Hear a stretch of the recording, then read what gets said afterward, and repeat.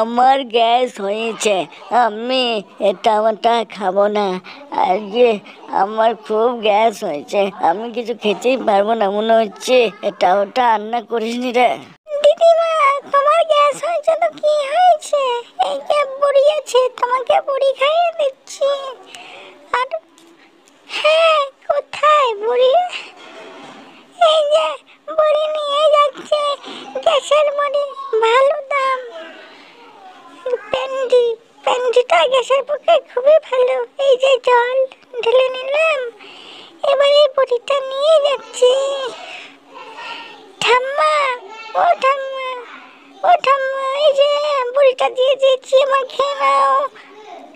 দে জলটা দে, খেয়ে নাও ঠাম্মা, খেয়ে নাও, এখনই গ্যাস ঠিক হয়ে যাবে। ঠিক বলেছিস, আর উল্টো পাল্টা একদম রান্না করবি না, ঠিক আছে? ঠিক আছে, উল্টো পাল্টা রান্না করবো না। আরে আজকে শসা রান্না করবো, শসা রান্না খাওয়াবো ঠাম্মাকে। গ্যাস ফ্যাস সব কোথায় আউট হয়ে যাবে। দেখি একটু ঝাঁটটা দিয়ে নিই, খুব ময়লা হয়েছে, ভালো করে ঝাঁট দিয়ে নিই।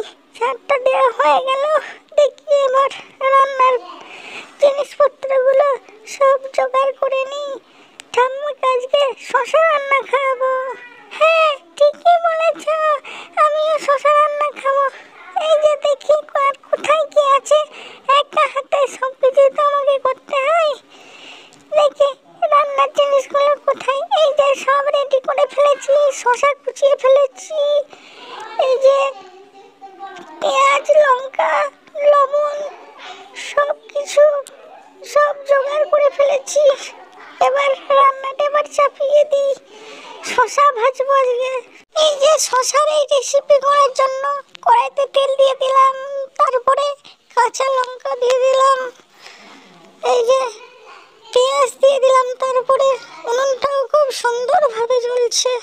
এই যে তারপরে একটু নেড়ে দিলাম, এই যে তারপরে শসা কুচিগুলো এবার দিয়ে দিলাম,